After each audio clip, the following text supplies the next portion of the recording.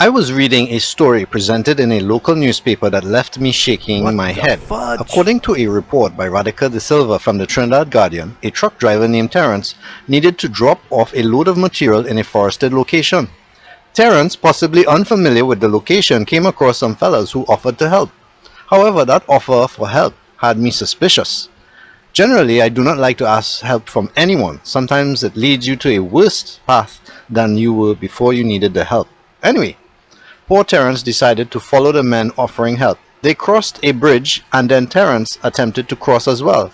However, under the weight of his heavy truck, the old bridge gave way and the truck went into a river, trapping Terence inside. Tragic, I know, but I can't help but wonder if the men who led Terence to this bridge knew that bridge could not take the pressure and this would happen. Anyway, as it turned out, Terence had to get help from the men who led him to his fate. The truck was sinking, his foot was bleeding, and he was trapped, so rescue extraction began. The men eventually pulled Terence out of the river and, according to him, saved his life. Here is where the story should have a beautiful end, and this video would have been an example of patriotism, brotherly love, and kindness. But no, this is a video made in tricky land, so on with the reality. When the men pulled Terence out, they noticed his phone and wallet was all wet. Using deception, they told Terence to go wash off.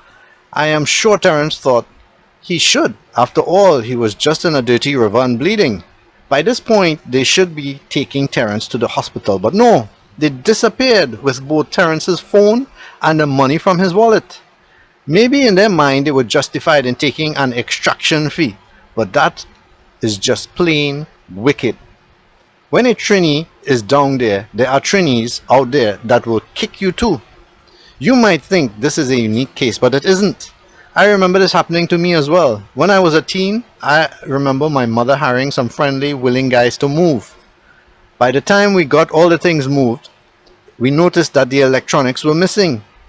I have been to court to get money back from Trinis who sound nice, seem helpful, and even genuinely interested in your well-being. Now, do not think this video is about bashing Trinis. I actually have another video about how Trinis can be very helpful.